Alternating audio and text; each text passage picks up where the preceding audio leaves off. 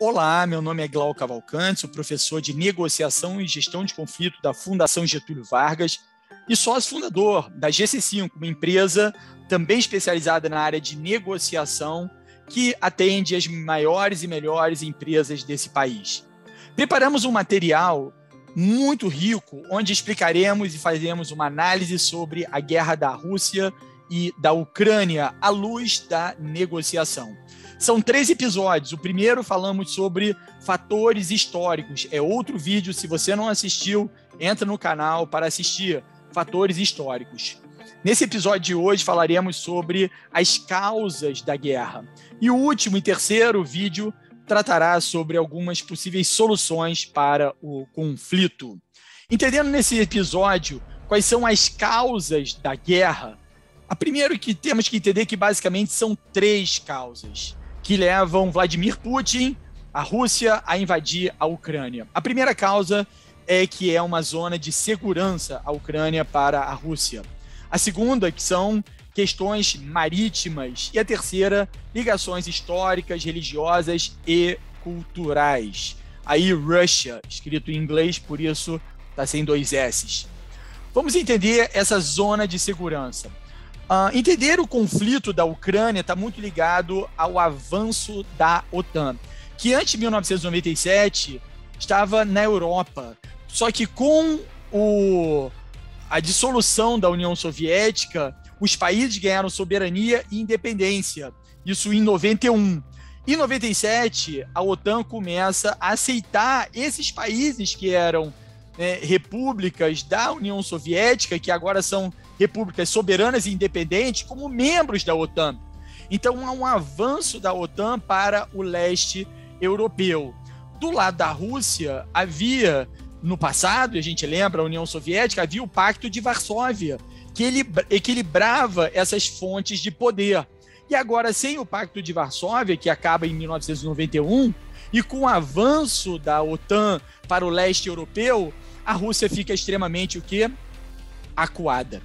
Em negociação, sabemos muito bem que não devemos encurralar um negociador, porque damos a ele o poder do risco.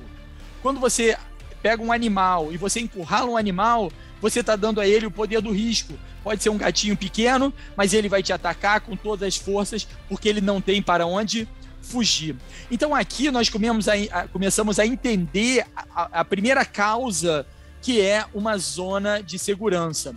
E mais ainda, porque Belarus, que é a antiga Bielorrússia, ela apoia a Rússia, mas olha só, a Ucrânia está cada vez mais debandando para o Ocidente, buscando a União Europeia, a questão econômica e buscando a OTAN a questão bélica, percebe? Segundo George Friedman, olha o que ele fala, ele que é da Geopolitical Futures, que é um grande cientista político, ele diz o seguinte, que a Ucrânia é a fronteira ocidental da Rússia. Quando os russos foram atacados pelo Oeste durante a Primeira Guerra Mundial e Segunda Guerra Mundial, foi o território da Ucrânia que os salvou. Presta bem atenção nisso. Inimigos tinham que percorrer mais de 1,6 mil quilômetros para chegar a Moscou. Então, George Friedman fala exatamente a importância estratégica e geográfica da Ucrânia, porque ela servia como esse amortecedor.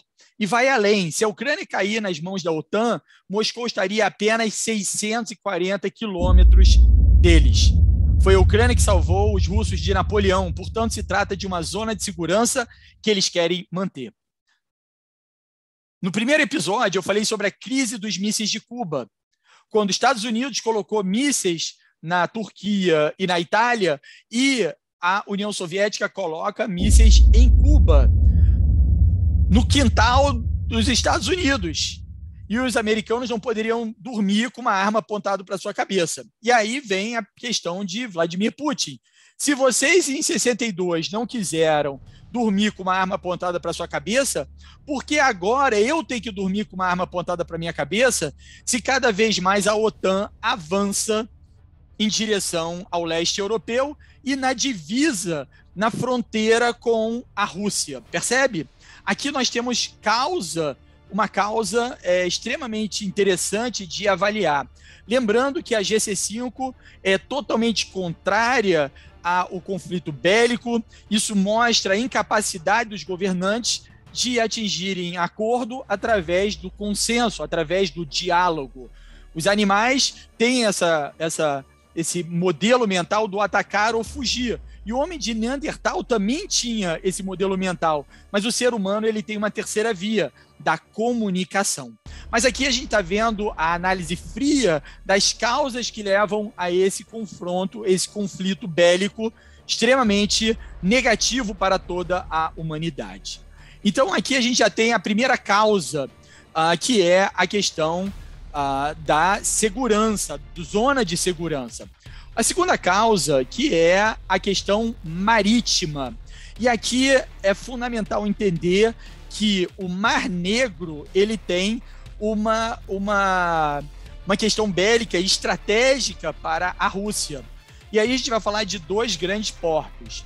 Um é Sebastopol, que é a principal base militar soviética no Mar Negro, que fica localizado na Crimeia, entendendo que a Crimeia era da Ucrânia, só que a Rússia, em 2014, invade a Crimeia e toma esse território por uma questão estratégica fundamental, que é dominar o Mar Negro. E aí tem esse porto. Até então, a Rússia, na verdade, a Rússia, ela pagava uma taxa anual para a Ucrânia para usar esse porto. Na medida que ela invade a Crimeia em 2014, obviamente para de pagar a Kiev, capital da Ucrânia, essa taxa, e agora ela tem o domínio do porto de Sebastopol e o domínio da região ali do Mar Negro. Mas, não obstante, ela também está olhando, a Rússia está olhando o porto de Odessa, que é o principal porto da Ucrânia e base naval na época da extinta União Soviética. Perceba que aqui há uma questão marítima fundamental e vai ficar mais claro para você a partir desse segundo slide, quando você entender como que a Rússia consegue sair para os grandes mares. Basicamente são três grandes mares, é o Atlântico, o Pacífico e o Índico. Quando a Rússia ela não consegue sair por mar quente, porque o Mar do Norte e do leste russo, eles são mares congelados. Então você não consegue sair com facilidade e ter ali uma mobilidade bélica e comercial por esses mares do norte e do leste russo. Por onde ela tem que sair? Pelo Mar Negro. E aí, quando ela sai pelo canal ali de Bósforo, que é na Turquia, né, em Istambul ali, então você tem aqui nessa região, eu vou colocar aqui com a seta, o canal aqui de Bósforo, onde ela consegue sair nesse canal, ela dá no Mar Egeu e depois chega no Mar Mediterrâneo. E no Mar Mediterrâneo ela tem dois caminhos. Ela pode passar por Gibraltar, que é aqui entre Espanha e Marrocos, e chegar no Atlântico, né, o Estreito de Gibraltar, ou sair pelo canal de Suez, que vai dar no Mar Índico, e consegue chegar no Mar Índico. Então, o Mar Negro é o canal de saída fundamental para a Rússia chegar no Mar Atlântico e no Índico, passando ali pelo Mar Egeu. E outra questão é conter a OTAN, porque se ela domina o Mar Negro, a Rússia não pode ser atacado, né, pelo mar, já que aqui ela consegue dominar esse território e conter o avanço da OTAN. Então, em termos de questões marítimas, fica muito claro a importância de controlar a Crimeia, controlar a Ucrânia e ter esse domínio nessa região, que é fundamental. O terceiro motivo e a terceira causa fundamental são as questões históricas, religiosas e culturais. E aí, com a Revolução de 2017, a zona oriental, que antes de 2017 formava parte do Império, passou a se chamar República Socialista Soviética da Ucrânia. Então, veja que a Ucrânia é o coração ali da extinta União Soviética, quando se estabelece em 1922. Mais do que isso, o que Putin fala? E olha as palavras de Vladimir Putin aqui para a gente ter o peso de como isso é importante. A Rússia não vê a Ucrânia como apenas mais um país. A visão dominante do nacionalismo russo é que a Ucrânia é uma nação eslava irmã. Então a gente está falando aqui de irmandade. Além disso, o coração da nação russa, essa é uma ideologia muito poderosa que faz da Ucrânia um elemento central na identidade russa. Quando ela fala é uma nação eslava irmã, nós vamos pensar rapidamente a Israel e Palestina, que são povos irmãos. Quando nós temos povos irmãos, você tem ali o poder da história, e veremos a seguir a importância da história. Na Israel e Palestina, povos irmãos porque Abraão dá origem a Ismael, quando ele tem filho com a sua serva Agar, né? E tem Isaac com a sua mulher legítima Sara. Ismael é levado para o deserto para morrer, só que sobrevive e dá origem ao povo árabe, e Isaac dá origem ao povo hebreu, povo judaico, mas são povos que da mesma linhagem, são povos irmãos. E Caim matou Abel, e a gente sabe toda a história bíblica desses conflitos e ao longo de toda a civilização e fora, as brigas familiares e corporativas que a gente vê. A família é o berço dos conflitos, e aqui não diferente, agora temos uma briga de nações irmãs, segundo Vladimir Putin. Então, olha a continuação. Portanto, há sentimentos muito fortes quando a Ucrânia, como nação, se define em oposição à Rússia. Isso causa muita raiva, percebe? A raiva, o ódio, surge fruto de uma traição de um irmão, que era uma nação da Rússia, da União Soviética, e agora, quando a dissolução da União Soviética, ela debanda para o lado da OTAN, o lado da União Europeia e o lado dos Estados Unidos, voltando à questão histórica, que é o grande arquirrival da Rússia na corrida bélica, na corrida militar. E isso tem a ver com a incapacidade da visão dominante entre os russos de reconhecer a identidade nacional ucraniana como algo separado da Rússia. Então, a Rússia vê como uma só nação, então é a união, o bom filho a casa torna, vou voltar, o meu irmão vai voltar para minha casa. Percebe? Aqui a gente tem uma questão histórica, religiosa e cultural muito intensa, e aí isso gera um conflito extremado. E a gente pode ter acesso a livros maravilhosos que falam de conflitos extremados, como o 5% do Peter Coleman, o Handbook of Dispute Resolution do Robert Bourdon. Então, o que é um conflito extremado, que diz a bibliografia, a literatura nessa área de conflito? Primeiro que há o poder da história. Aqui a gente viu o poder da história, como ele fala alto nesse conflito. Há uma ilusão do falso controle. Vladimir Putin vai ser levado a acreditar que ele tem a situação sob controle, mas existem coisas que são simples, existem questões que são complicadas e há questões que são complexas. E aqui a gente está diante de um conflito altamente complexo, onde você tem múltiplos jogadores nesse tabuleiro e ele tem essa falsa noção de controle, mas de fato não tem. E a gente já vê isso claro pelas sanções feitas econômicas por grandes companhias, da área de tecnologia, da área de petróleo. Você vai vendo a mobilização mundial hoje em dia muito facilitada pelas redes sociais. Então essa ilusão do falso controle vai ser uma pegadinha, vai ser um sabotador mental na mente de Vladimir Putin. O concreto indo para o abstrato. Então, em vez de trabalhar com argumentos baseados em critérios objetivos, muitas vezes vai apelar para o nacionalismo, por exemplo, quando ele fala para outras nações, que não a Ucrânia, saírem da OTAN, que poder ele tem sobre repúblicas que hoje têm autonomia e soberania? Nenhuma. Não há mais como ele ter controle sobre essas repúblicas que hoje caminham com suas próprias pernas e foram reconhecidas mundialmente independentes. Imprevisibilidade do contra-ataque, isso aqui é muito interessante. A gente vê a imprevisibilidade do contra-ataque, por exemplo, no 11 de setembro, quando um grupo de 11 sequestradores né, tomam aviões, destroem as Torres Gêmeas, atacam o Pentágono e colocam de joelho a maior nação do mundo, que é os Estados Unidos, belicamente falando. Então, como é que 11 sequestradores conseguem derrubar uma grande nação?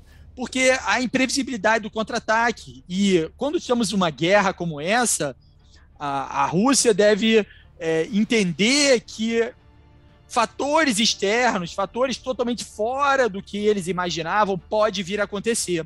E, de fato, está acontecendo.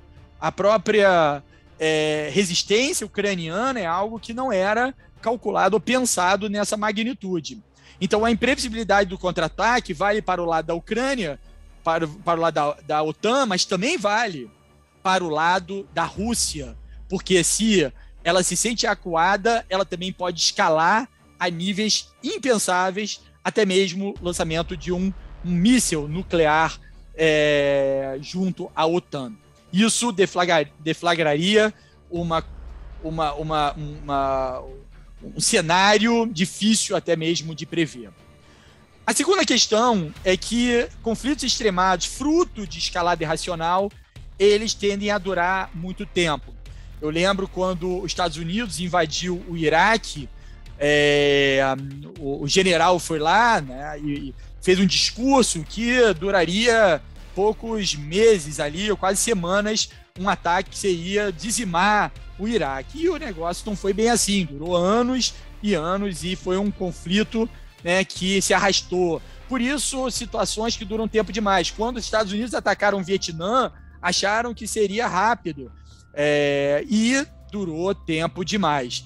Porque quando nações estão defendendo o seu próprio território, a Ucrânia pode oferecer uma resistência que a Rússia talvez não espere, e ainda mais esse conflito perdurar durante longos anos, ainda mais com apoio, se houver, da OTAN e fazendo parte da União Europeia no futuro.